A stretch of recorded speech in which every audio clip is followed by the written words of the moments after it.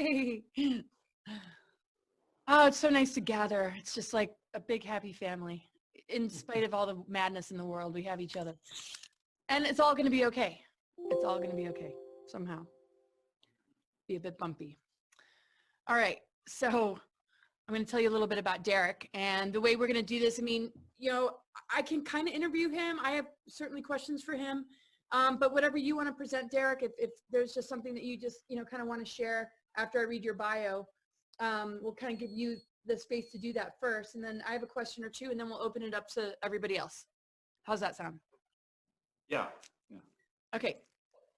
So Derek is the grandson of Daniel Morris Salter, who was a part of Dr. Stephen Greer's disclosure project that went to the National Press Club hearing in Washington, D.C. in 2001.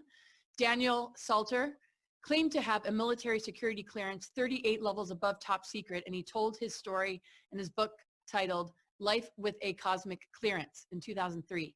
Derek is an engineer that has worked in various industries and traveled to many countries throughout his life and career in the civilian world. Aside from a fairly normal career, he has spent the past 20 years or more of his life trying to search for the truth about his grandfather's involvement in the military and his message regarding UFOs and our human interaction with advanced civilizations throughout our universe, both past and present.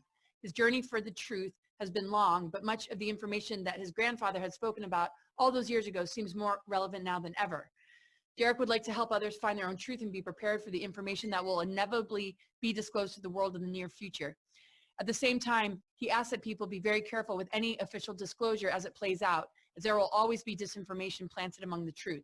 He believes at the end of the day, it is up to all of us to work together to find out the truth and demand for full disclosure, as we all have a part to play in this awakening process. He is not here to convince anyone of the information being shared and only asks those interested to do their own research and find their own answers. The most effective way to ultimately change the world for the better is by expanding our collective consciousness, because in essence, any religious teaching or scientific principle is only as strong and sound as the consciousness that created it. Some of the main topics discussed in his grandfather's book include his first sighting of UFOs at Warner Robins Air Force Base. Now, my first encounter was when we was running radar missions against, we thought it was against SAC, penetration missions. That's when we had old gap filler radars strung all across the United States, the DEW line, and so forth. Actually, what we were running missions against, was UFOs. This was in 1950, 51, 53. We was at Warner Robins Air Force Base, temporary duty. We moved the most powerful radar that the government had at that time down there, 2 sets, a search and a height finder. And one day, there was 5 of us on the tower, and I had 7 men. 5 of us was on the tower working, and somebody says, "Look, flying saucers." So we turned around. There's these 3 shining objects sitting out there about a mile, flat on bottom, round on top, luminous shining. That was the Project Blue Book days. Okay, the astrophysicist in charge of investigating that and debunking all these sightings was H.J. Heineke, which later became a friend of mine. He was a technical advisor on Close Encounters of the Third Kind, paid by the government. The government has paid every one of the Spielberg movies that he has made. They have guaranteed if you lose any money on this, we will pay your losses. So far, he hasn't lost any money. So we haven't had to put any money out of the Federal Reserve pocket. There's a new one coming out pretty soon, 3 or 4 months, the Roswell incident. Now, it's closest to the truth of what happened down there in 1947 than any they've shown before. They made him the same guarantee. Heineke won't be directing that one as a scientific director because he's dead. But I advise you, if you're interested in it, go see that movie. There's a couple of personal friends of mine that are going to be portrayed in that movie, and I've talked to them. I said, I want to see if you're a nut, if you're going to be, are you a delusion, or you're a discredited, Air Force pilot, or what. I want to see how they portray you. Now, they are too, they're interested. But they have interviewed them. So we'll see how much they really put in the movie. When we saw these three things, if you're familiar with Warner Robins, they would thin about 9,000 GIs and probably about 20,000 civilians that worked on that base. So we were looking at them, we said, well, now what's Heineke going to say about this? And he said, well, it's swamp gas or it's mass hypnosis, all those suggestions, so on and so forth. That's his standard answer. So, okay, none of that paint's on the radar. So let's go down, turn on the radar and see if this is going to paint. So we go down, turn on the radar, and we end up building with French doors all the way along one side so we could open all the doors and see these three ships sitting out there. And we was painting them on the radar. So it was okay, turn on the cameras, take the radar pictures, go outside and take the pictures like we're supposed to do. So we did that. They started moving. Now at that time, the radar rotated 4 times per minute. And when they started moving, they moved out horizontally for a while and went up, and they was off the scope within 4 revolutions. At that time, we deemed that to be about 3,300 miles per hour. We had nothing in the Air Force inventory that would go that fast at that time. We had nothing in the inventory that would set still and hover like that either. So then we say, all right, we're going to report this. And we decided, well, we're not going to report this. You know, you're going to be sent over to psychiatrists. Why you weren't out of the Air Force? And then they keep badgering you, you know, until you say you didn't see nothing and so forth. That was the usual procedure. Or you was threatened if you kept saying you saw something. So we said, you know, all these civilians and all these military, somebody else has seen this. So we're going to see what comes out of the paper. Sure enough.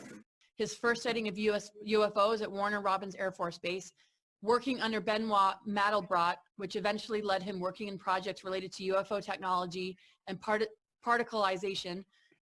When I was in the Air Force in 1950, I was stationed at Warner Robins Air Force Base. We were there on a secret mission. We were from the Eglin Air Force Base, Air Proving Ground Command in Florida. I don't know if you know it, but Eglin Air Force Base has the largest climatic hangar in the world. Anything that comes out new for the military is tested there. They can simulate any kind of conditions in the desert, the Arctic, North Pole, South Pole, whatever. Drop the temperature, lower the temperature, raise the temperature. Blizzard conditions can be simulated in that hangar. I was working on a top secret project that in World War II was called identification, friend or foe. Later on, it come up to security identification feature. Now it's a Mode 6 transponder that is in every aircraft that flies, you know, the skies in the United States and most of the world. This genius that invented this thing worked for 12 years. I worked with him for about 3 years. And in working with him, when we was running the acceptance test for the Air Force on the equipment he was inventing for the Air Force, he would tell me other projects that he was working on. Well, sometimes I'd ask him questions, well, you don't have a need to know, I can't tell you that, that's top secret. But after a while, he would start telling me things, and I guess he grew to trust me. And then he began to tell me about other projects the Air Force was working on. The Air Force knew that after we'd worked together for a couple of years that he had told me this. They figured it. So they called me in and said, has he ever mentioned this and this to you? I said, yes. And they said, well, how would you like to work on some of the projects? I said, okay. So that started a series of examinations into every feature of my life, my history, and everything else. By medical doctors, psychiatrists, and theologians, and professors of psychiatry, and so forth. So I guess I was accepted along with a few other guys. And we started working on some projects. Mainly, the one I was on was the development, the capture of, the investigation of anti-gravity electromagnetic propulsion systems. Most of you know that as UFOs. But they're not unidentified. They've been identified for over 50 years. And the beings that was on them became, after a while, till about 1953, when General Eisenhower met with them, and everything friendly. But They didn't know what we were going to do. Working under the original Project Blue Book and the debunking of UFOs. We said, you know, all these civilians and all these military, somebody else has seen this. So we're going to see what comes out of the paper. Sure enough, the next day there was hundreds of people that seen these things sitting there and seen them move off. So they call for Heineke, and it comes out, Project Blue Book, the local paper about 3 months later. Yeah, it was swamp gas, auto-suggestion, mass hypnosis. And we're sitting there, none of that paint's on radar. So then I got interested in seeing what else the Air Force knew in other reports. Well, I was a Conrad courier that carried the war codes that are sent out by the president. If you ever watch the president, there's a warrant officer by his side all the time. He has the launch codes to all the nuclear vehicles. And it's passed down through the Air Force to men. They're always in control of those codes, and you're armed and you're sworn to shoot the other one if he's going to compromise codes. So I had a top cryptographic top secret clearance. So I'd go in the center and I'd watch all these messages come in of all incidents where these UFOs were sighted. And I got to learn, hey, there's a lot of this going on. And then other people that had the same type of clearance, I began to discuss, you know, this with them. And about that time when I'd learned this is when the Air Force decided he knows more than he should know. So we either take care of him or we bring him in on the project. And that's when they offered me the opportunity to go to work on secret projects as far as anti-gravity electromagnetic vehicles. So for years, my job was, like Heineke was as a civilian, mine was as a military investigator, to debunk anybody that had any kind of incident or sighting or so on and so forth. My job was to go see them, convince them this did not happen, so on and so forth. If I couldn't do that, and members of my team couldn't do that, then we turned it over to other people.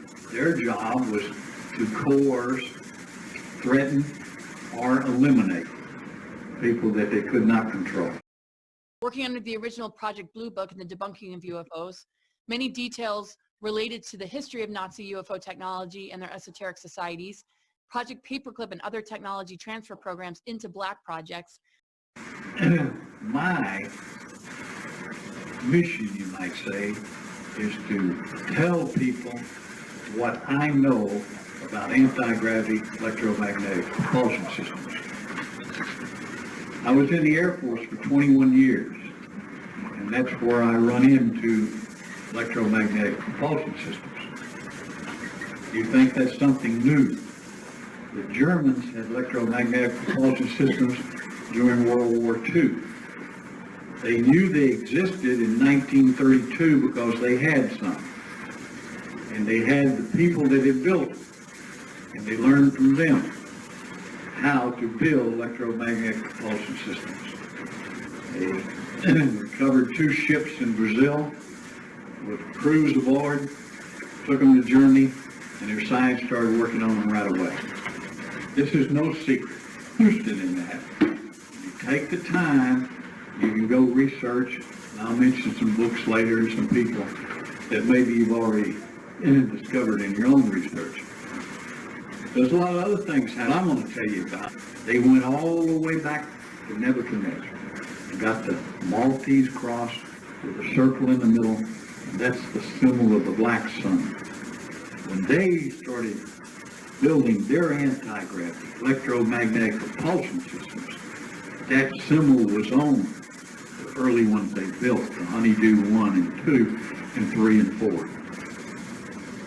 Now, they used to fly through the formations during World War II, and we'd see them as light because the sun was shining off of them and so forth. If they flew close enough to the bombers, they would kill the engines.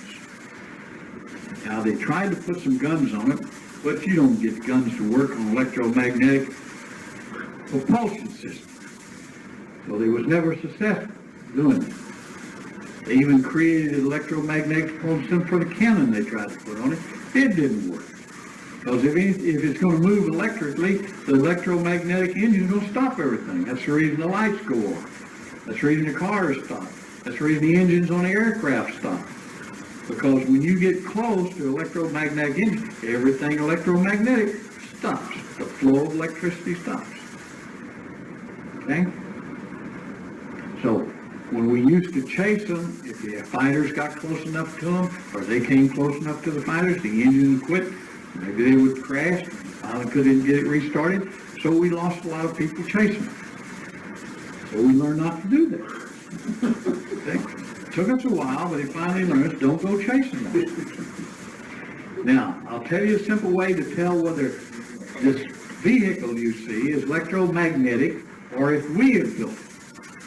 Okay, now first when the Germans started trying to build one, they would use both. They used 12 Volkswagen engines.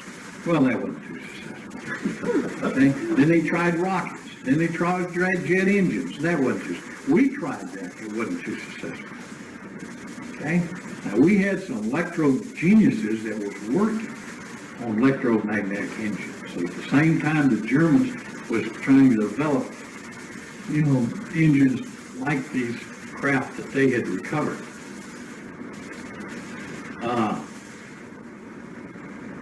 Well, if you study, you can find out Townsend Brown, Telstor, men like that, Meyer, Meyer family became multimillionaires in secret because they couldn't say what he was developing.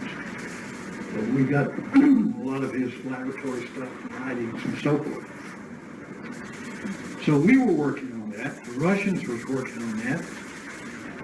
Germans, they was a little ahead of us on that. That we went in and got all the rocket science, von Braun, so on and so forth. We had another project where we sent the men in to get the engineers on these electromagnetic vehicles. We kept that secret for over 40 years. This word, so on and so forth. They flew a vehicle that would be influenced by our radar in the early days, in the early 40s when we was first inventing radar. And we come to find out that we could interfere with their propulsion systems if they were slow and if they were low. And they got real interesting in what we was doing at White Sands. So we moved a lot of our high power radar into that area. We concentrated on them, and we caused two of them in 1947 to run together. You know that as the Roswell incident.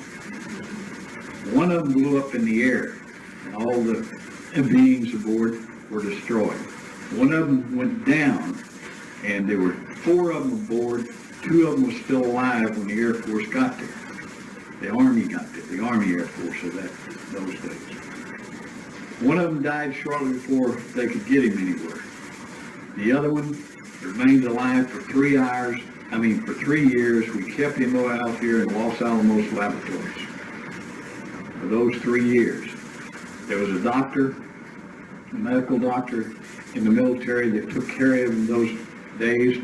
At first, we could not confine him. He could just go through the walls. So we had to build a Faraday cage, electromagnetic cage around the building that we held him in. After that, when we could confine him, he began to tell us truth. We think it was the truth. Okay, prior to that, he could tell what the question was, and he already had the answer. He could tell what answer we wanted to hear, and he'd tell us the answer. So until we confined him, we didn't begin to really make any progress of finding out what they were here for and where they were from.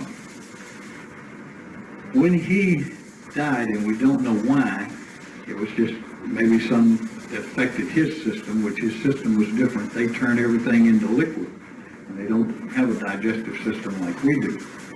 And they do not reproduce.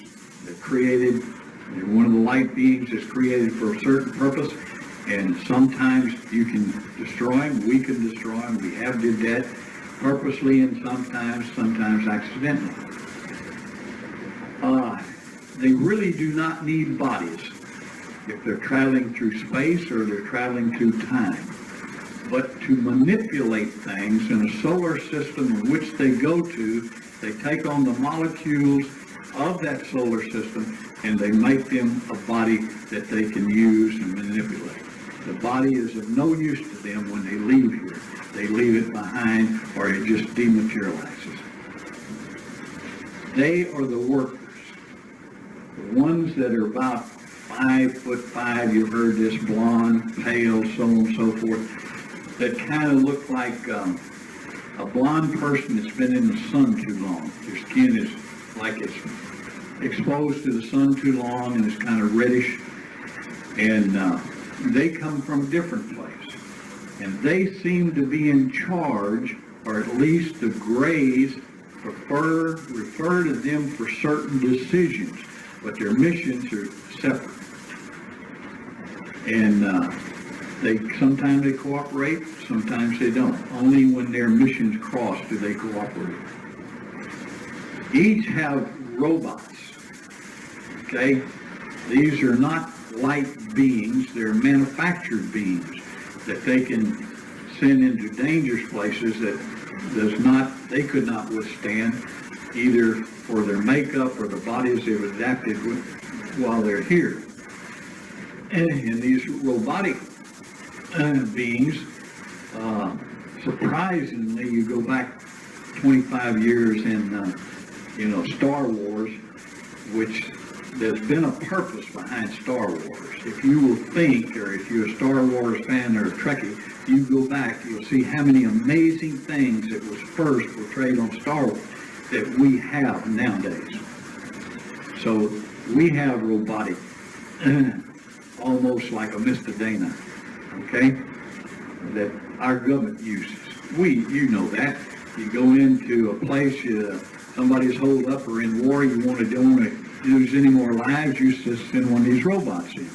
They fly the airplanes like a pumpkin seed, the latest black project that goes 18 times the speed of sound. There's nobody aboard that. There's a robot flying it, a robotic that we have built that flies it. Nobody could stand the G-forces because that is not an anti-gravity vehicle. Okay? Now, if you have an anti-gravity vehicle, you have no G-factor when you're pulling G's, okay? But that airplane, the SR-75 and the Roar, they are not anti-magnetic driven vehicles. The Black Manta is. It's a triangular shaped vehicle, and it has electromagnetic anti-gravity engines. Flies those out of Kirkland. They fly them out of Sector 51 and out of the secret base in Puerto Rico and out of a joint use base with Mexico and the United States and the aliens out of Sonora, down just opposite the Baja Peninsula. Many details related to the history of Nazi UFO technology and their esoteric societies, Project Paperclip and other technology transfer programs into black projects, Bill Cooper's work revealing the secret government, secret societies, and the Satanic Church, Phil Schneider and deep underground military bases, Wing Makers, ancient arrow site in Chaco Canyon, the ACIO, Alien Contact Intelligence Organization, BST, blank slate technology, most likely related to the secret space program. Germans, they was a little ahead of us on that. You know, that we went in and got all the rocket science, von Braun, so on and so forth. We had another project where we sent the men in to get the engineers on these electromagnetic vehicles. We kept that secret for over 40 years. You know, the Mexican government, because their Mayan priest had known this and incorporated, they helped them. That's why they scratched out all those symbols on the Ascar plains, why Peru was able to build all those huge monoliths around the world, is because these people had helped them do that. And they gave them the grid system and so forth, the electromagnetic systems of the earth, and they had showed them where the null points were and so on and so forth.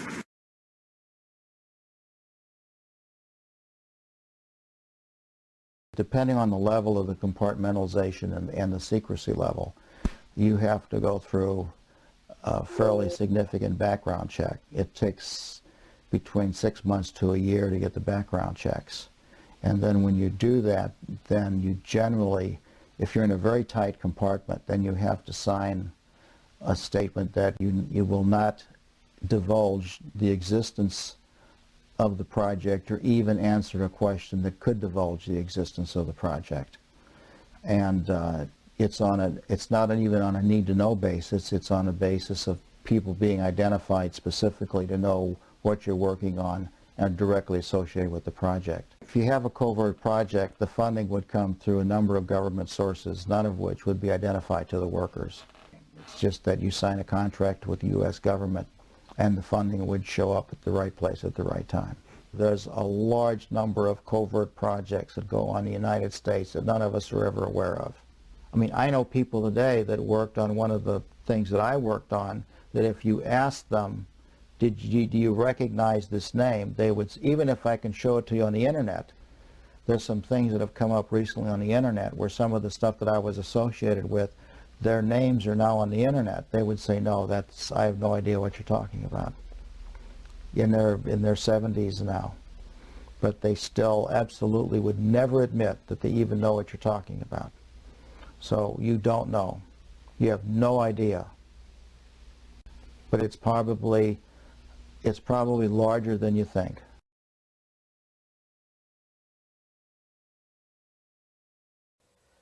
Somewhere along the line, they may see that material and realize there's some very highly sensitive information that would have damning effect upon the national security of the United States should it become compromised. It requires to be further protected to ensure that there is only a limited access to that information to a small number of people. So small you can put them on a list of paper or on a piece of paper and list them by name. Thus you have the special access programs. The controls that were supposed to be put on the special access programs are not there. When it comes to UFOs, the same criteria applies. The problem we have right now is that event, i.e. the ultimate contact, where there is no longer a question about the reality of other beings in the universe coming here, that event has not taken place.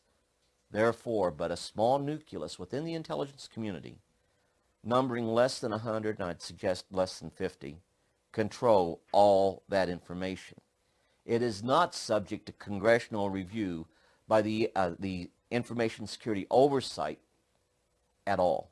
We have got to get the documentation as it exists in the government files. We have got to get it released before it ultimately comes up being destroyed. As soon as we open a door, and we're right there, we're about to bust open the door. Good case is the Blue Book file, or the Blue Fly and Moondust files. I had classified documents. The Air Force acknowledged. When I got members of Congress to help me, they were immediately destroyed, and I can prove this. During the discussion of UFOs, the question ultimately is going to come up, can any government keep secrets, let alone the U.S. government? And the answer to that is unequivocally yes. But one of the greatest weapons the intelligence community has at their disposal is a predisposition by the American people, the American politicians, and I hate to call them debunkers, but we'll call them debunkers, people who wish to try to debunk UFO information. They immediately come out, oh, we can't keep secrets, we can't keep secrets. Well, the whole situation is, yes, we can. I am prepared to state that I have been at locations where craft of unknown origin that did not originate on the face of this planet was there. I am prepared to state that while I was there, we saw living, dead bodies of entities that were not born on this planet. I am prepared to state that we had what they referred to as interfacing with those entities. I am prepared to state that the situation is they have a school to try to indoctrinate people. I never went to that school. I always refused. I am prepared to state that when I got out of the service in 1990, that they held me for 2 months, that I might better reconsider to stay in and not get out. That they revoked those orders, once again in violation of law, to hold me for 2 months pending approval of my retirement, which had already been approved. The purpose of that was to try to convince me to stay in. We have contact with aliens not originating from some foreign country, but from some other solar system. And I have been a party to that. There's always been what they call the need to know. And even myself, I had a top secret crypto clearance, and I could go into areas where some commanders could not even get involved with. They can't get in there because they don't have the need to know, even though they have the same clearance as the guy that gets to go in there. So the UFO secrets can be kept secret from other people who have the same security clearance or the same level of security. A government is widespread, as everybody knows. I mean, it's into everybody's pockets and everybody's life all over the place, and the same thing holds true for the UFO extraterrestrial, if you want to look at it that way. But very, very few people really know the full knowledge of what's going on. It's held very tightly within black covert operations. They keep pretty much each organization an island unto itself. You don't have cross-departmentalization a lot within the programs. TRW, Johnson Controls, Honeywell, all of them at some point or another became involved with the intelligence field, certain works, some of Phil Corso's early back engineering projects. If you will look into those, Atlantic Research was one of them, way back. Entities that were created out of people in the Pentagon to become a quote-unquote Beltway bandit. Received projects, grants, and monies to do certain projects that were so highly classified, even though, there was only a top secret, but so compartmentalized that, only about 4 people would know what was going on. But as far as UFO and intelligence and extraterrestrial goes, it's right at the top. And I would say that the president has such limited knowledge of it. I know Carter did not have any knowledge whatsoever.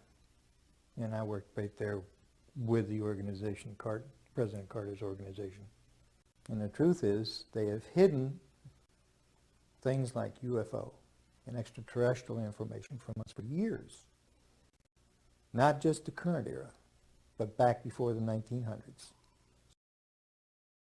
Dan Salter is a retired Air Force career man, E9 Master Sergeant, who was involved in the extraterrestrial issue for many, many years. He later, after leaving the Air Force, was recruited into the super secret National Reconnaissance Organization, or NRO, during which time he worked specifically on extraterrestrial matters and the retrieval of extraterrestrial vehicles and the management of this subject. He had a cosmic top secret clearance, top secret cosmic compartmentalization, which he states no U.S. president, to his knowledge, has ever held. There's about 38 levels above top secret. The highest is cosmic. That's, okay, I'll tell you right off now, that's UFOs, aliens, and particleization. Now, like you heard a while ago, there's only probably about 25 people in the world that know things that are known at that level. No president has had that level, has ever been cleared for that level. Eisenhower was the closest. One that did not exist, it was so secret, was the NRO. You couldn't mention NRO, the National Reconnaissance Organization. NRO, National Reconnaissance Office, basically run by the Air Force. The Reconnaissance Office, from my understanding of people that I've had contacts with, since I retired, has taken on a lot more responsibility, particularly towards UFO and extraterrestrial activities. Almost you could say that they picked up where Blue Book dropped off. Eisenhower wanted somebody to be in charge. He tried the CIA director, and it didn't work. CIA was working primarily for itself. Most of the intelligence directors of the services were working for themselves. So he said, I want it to be independent. I want it to be civilian. I want it to be some of our top scientists.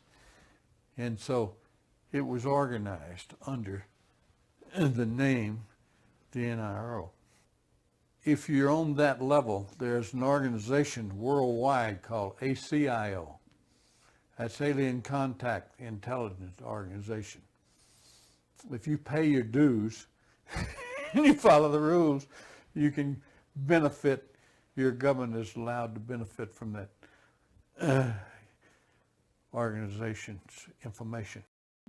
The ACIO, Alien Contact Intelligence Organization, BST, blank slate technology, most likely related to the secret space program and the 20 and back programs. The true story of human history, ancient sites, portal technology, and global grid, returning balance to the divine feminine, and most important, the deceptions of disclosure through a false flag alien invasion.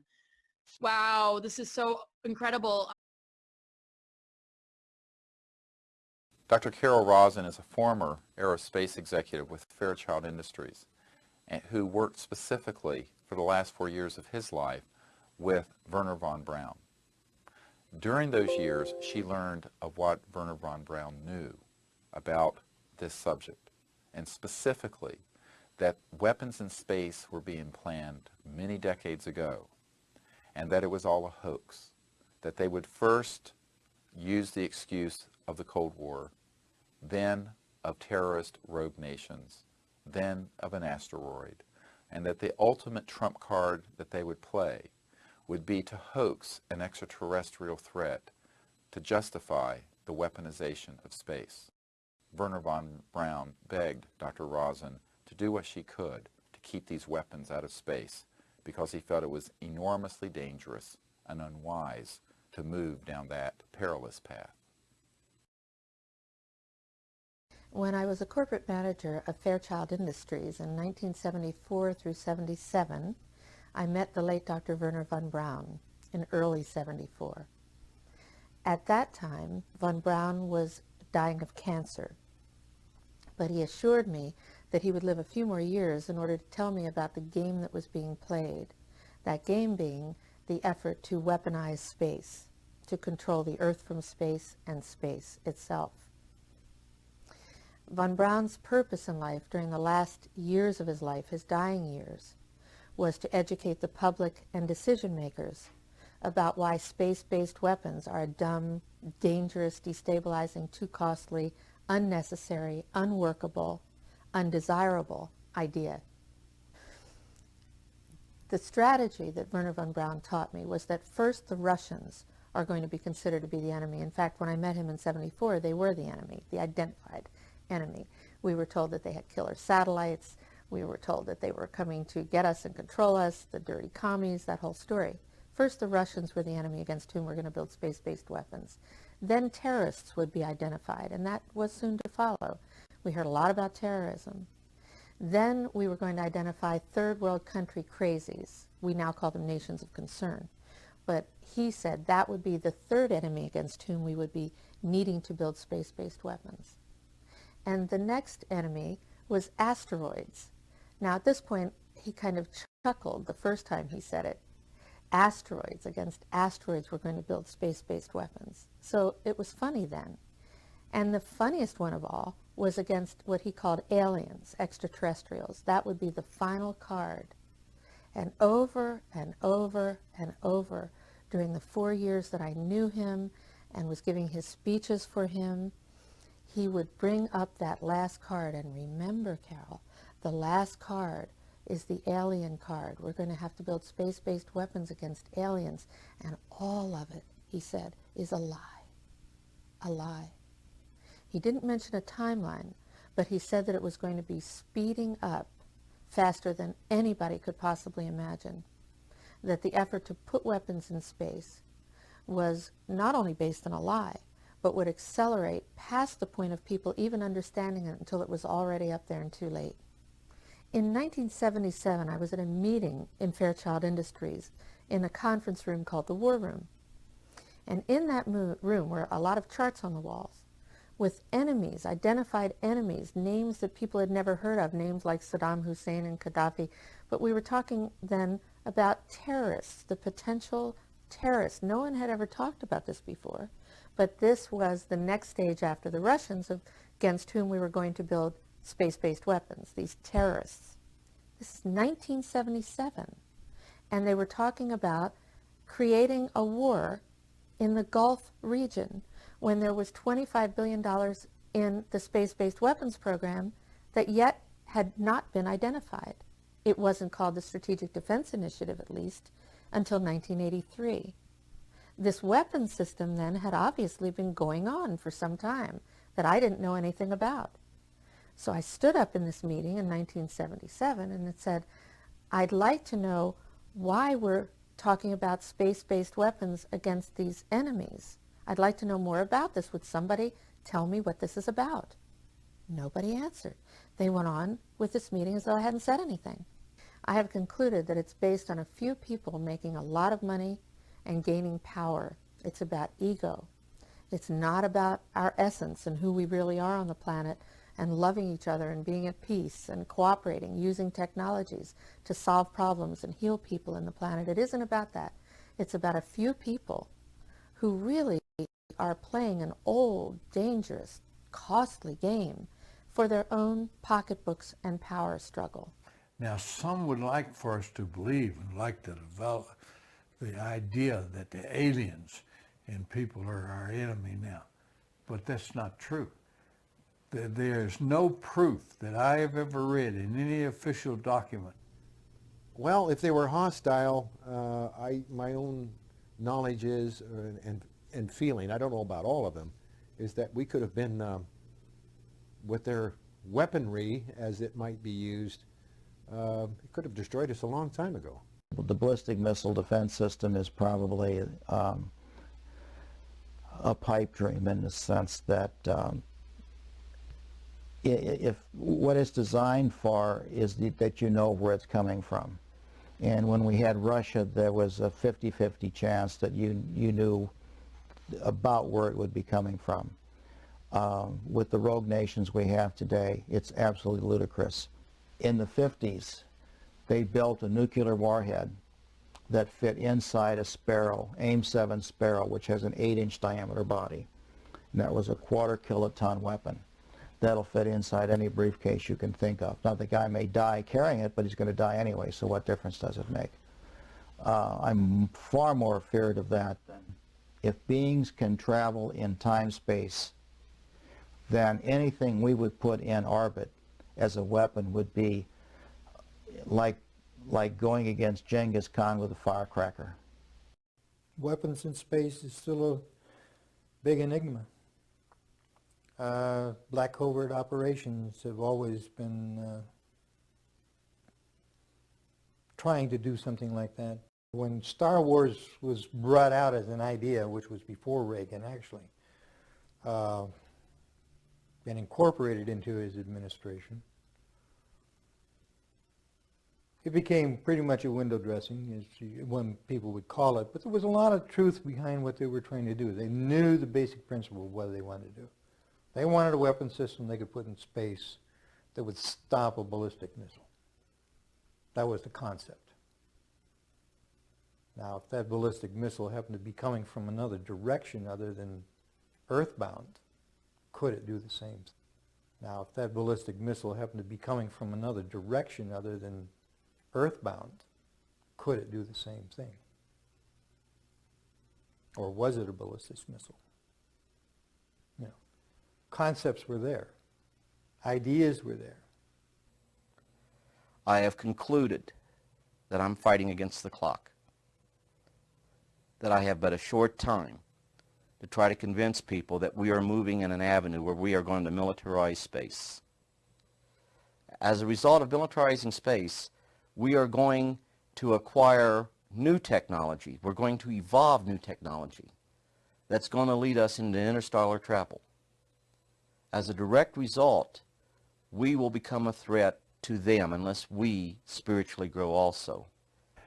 We put nuclear weapons out in space as a line of defense, and we was ready to blow them up if they started in.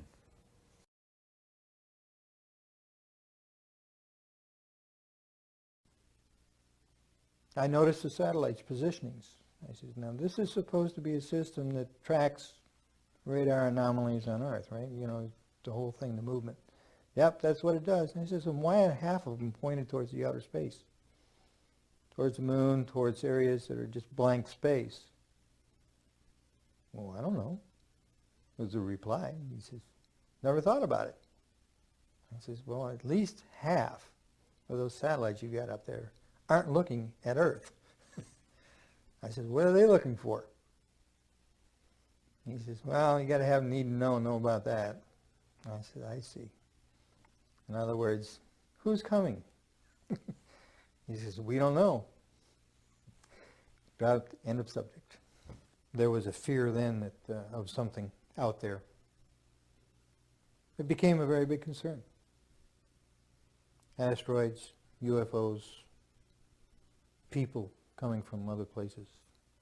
Paranoia was also there within the government. You know, at certain levels, you could feel it. You knew it was happening. Would they tell the truth about it? I doubt it. So when I hear that there's a possible threat of extraterrestrials, and I look at the history of thousands of years of possible visitations, recorded history, and when I hear now the stories of the disclosures of honest military intelligence industry people who have had experiences with UFOs, with crashes and landings, with live or dead bodies of extraterrestrial beings, people from out in the universes. And if I'm ever told that these are enemies against whom we have to build space-based weapon systems, based on my own personal experience of having worked in the military-industrial complex on weapon systems and military strategy, I'm going to know it's a lie. And most important, the deceptions of disclosure through a false flag alien invasion. Wow, this is so incredible. I know that, let me get some of these others on board. I've got a lot of questions, but yeah, maybe just introduce yourself kind of in your own way. And thank you so much for being here. Yeah, thank you, Laura. It's been quite an interesting journey for me as far as just trying to figure out, put the pieces together for the past 20 years.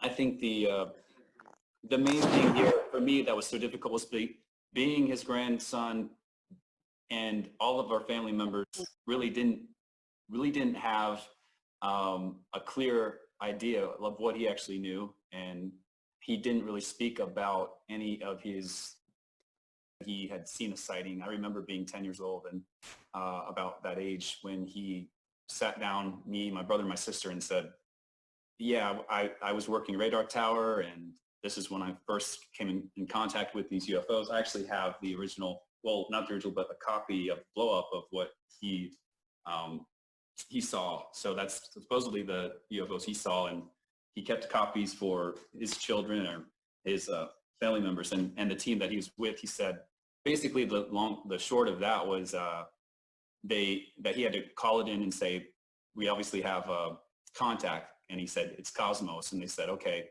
turn everything black. We're going to come. And basically he took all the pictures, but he made sure he had a copy for keeping, and he told his crew to do the same. So that was the first involvement with him. But that's really what I heard as a child. I didn't even know that he was a part of this Disclosure Project, going with Dr. Greer in 2001 to DC. That was another instance where I was about a senior, about to graduate, and my mom was taking him to DC. He stopped by on the way because we lived in Virginia, in central Virginia, and she said, well, I have to take your grandfather up to some event. So that was all I knew. And so it wasn't until later when that came out and it became public that I knew that he was involved with that. So again, it's not like we had all the pieces there and had the validation and confirmation of what he knew. I had to do all the research and, go through his library, all his old books that he collected through the years, and then added to them as I saw where the piece, what kind of correlated and what started to add up. So it was a long journey. He died in 2007. Okay. Right. Okay. And that was the other point I was going to make. So he had a mini stroke by the time he went to DC in 2001. So he was already starting to lose his, cognitive function, his mental capability was starting to go. So that also put even more doubt and questions in our mind as a family, because he started to really talk about it once he started to kind of degrade over time after that. So it was very challenging for us to really make sense of it. Gotcha. Well, I mean, his career, what he's been exposed to spans so much time, and it's just like at the heart of, so much since the Second World War. I mean, it's just like all of it. It seems to include all of it.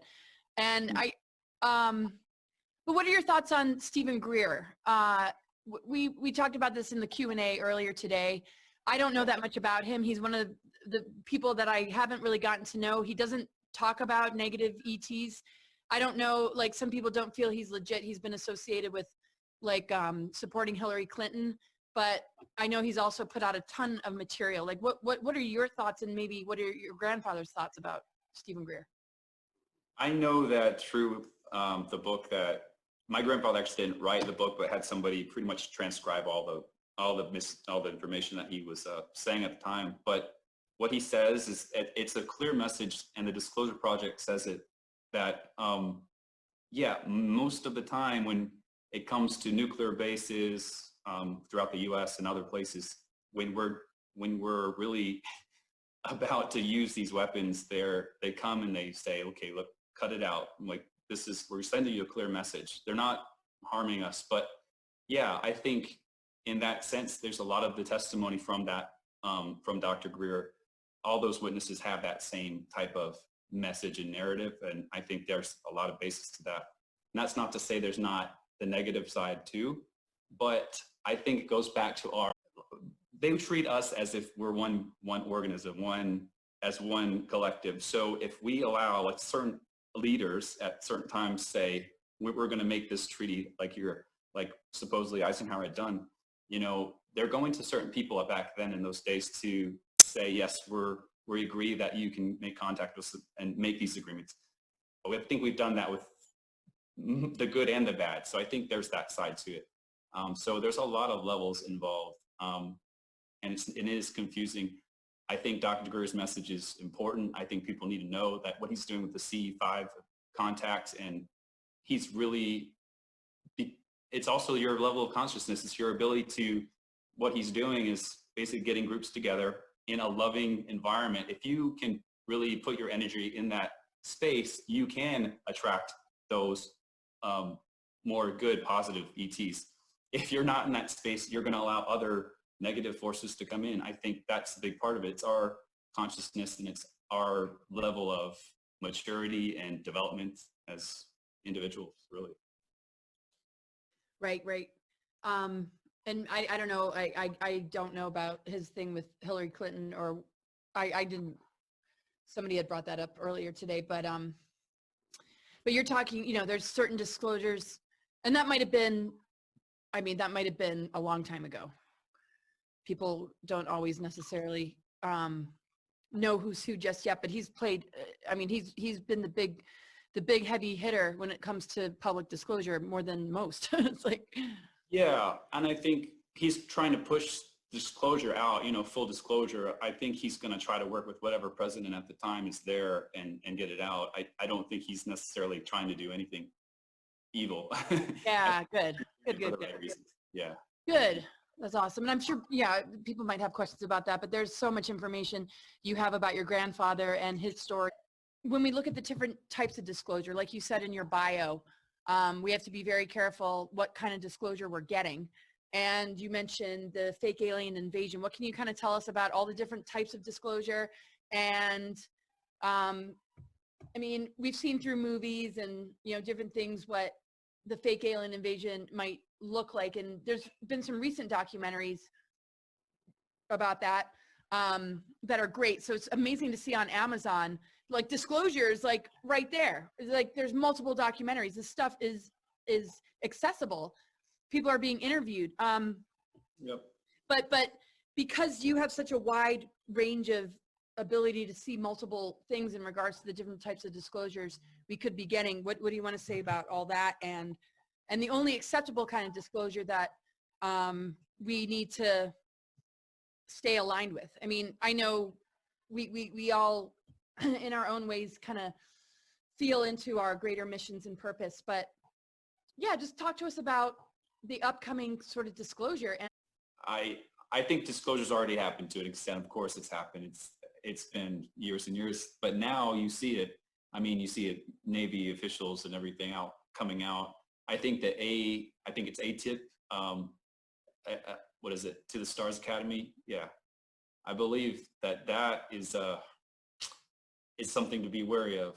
And that whole Tom DeLonge following that, thinking like he's getting all the great intel. That seemed very suspicious to me.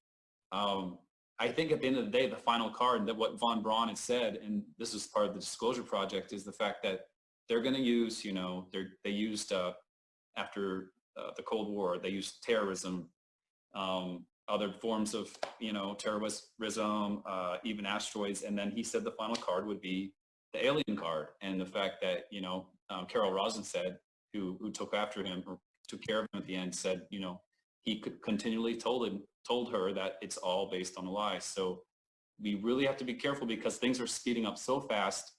There's so much information coming at us. And if the elite, the ones in power that want to see, you know, have the control and do these mandatory, whatever it is, keep us in lockdown, or I think the final card they're going to try to play, and even to get Trump out, is possibly this whole alien, you know, this thing they're out to get us. Now we have to have one world government or ways of controlling us, and that's, to me, the biggest thing to just be wary of.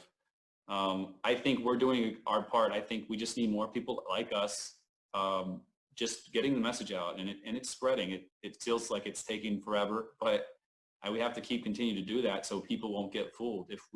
Once we are able to see, once we see, we can't unsee. So just as more as we can get this information out, the more people won't, you know, be manipulated. So. Yeah, I mean, and that's the awakening to me, is the truth frequency. Once we're aligned with truth, you can't be manipulated or played. And with every false flag event, there are so many researchers and people that disseminate it and decode it and help, you know, people to have the option to look at it through a different lens, you know, but you can't free a slave that's holding on to its chains. And that's the problem, is because of the attachment that people have to the falsities when there is an option for them to choose truth.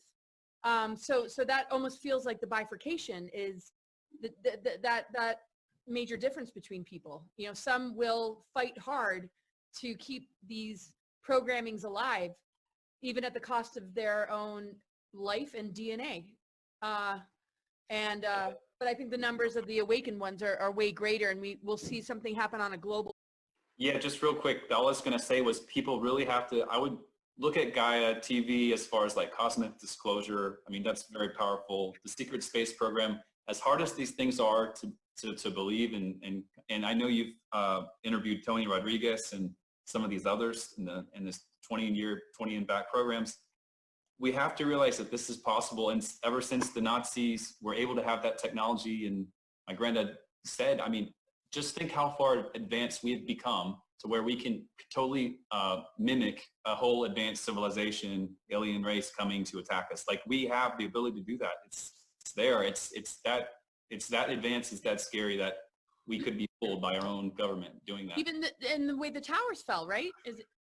Yes. I think we're going to also first disclosure as far as what could happen, what these elite want us to believe. And this goes back to the 12th planet, Zachariah Sitchin, all that he talked about. He was I thought he was brilliant. I was like, oh my God, this guy has all the answers. You can tell that he had one narrative. When you look at the story, he knew Sumerians obviously were had the contact from. They had the whole story of where they came, you know, the Anunnaki, everything else. Right. But at the end of the day, I think he was steered to have this narrative, and the elite want to use that narrative once disclosure comes to say, oh, they found, especially the 3 ships in Antarctica, since now the ice is melted, there are 3 ships there, that they're going to say, well, they've been there for a long time, well before us.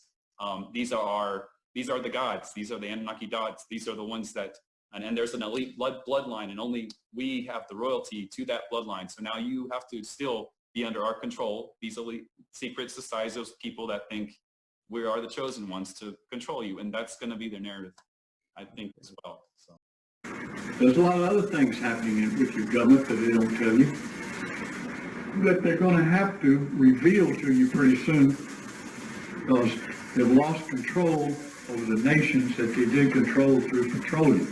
One nation is China. One thing your government fears more than anything else is to march 6 billion people in any direction. We learned that in Korea. The Chinese did not ride to Korea in trucks. They marched. Just like in World War II. They moved their factories and their machinery and everything to the mountains to get away from the Japanese, put them all back together and successfully sustain themselves throughout the war. One thing China can do now that it never could do before, that's feed itself. Give whoever you want to credit, but communism brought something to China that no other regime ever did. And that was they were able to feed their own people. And they can feed their people now. So what force do we have to bear against China? None. So that's the reason our government fears China more than they fear any other government. And China don't listen to us. And China don't run on petroleum. They don't need it. They can feed 6 billion people without any internal combustion engine, then that's something the rest of the world hasn't been able to do. We're willing to let, in certain parts of the world, millions of people to die.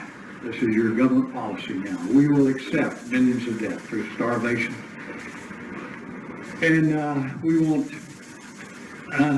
do no more than is just necessary to keep our position in the world.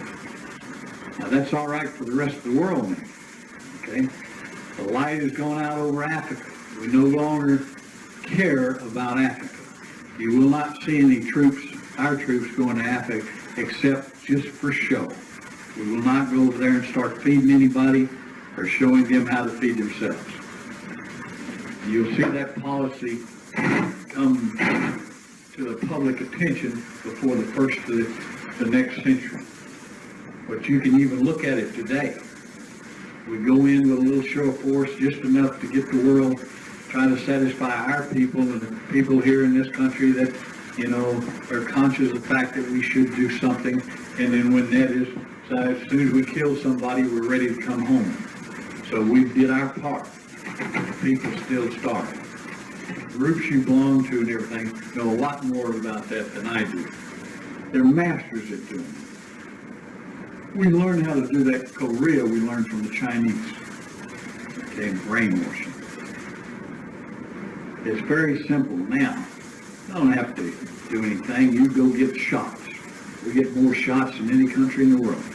All you have to do is have the right thing put in by any doctor, especially in the military. You got to go all the time. Oh, we're going to do a tetanus shot. Well, maybe it's not a tetanus shot. And maybe you go to your civilian doctor. Well, I'm depressed. You know, I need a shot. Well, maybe you get what you think you're getting, and maybe you don't. In the future, you probably won't get what you think you're getting.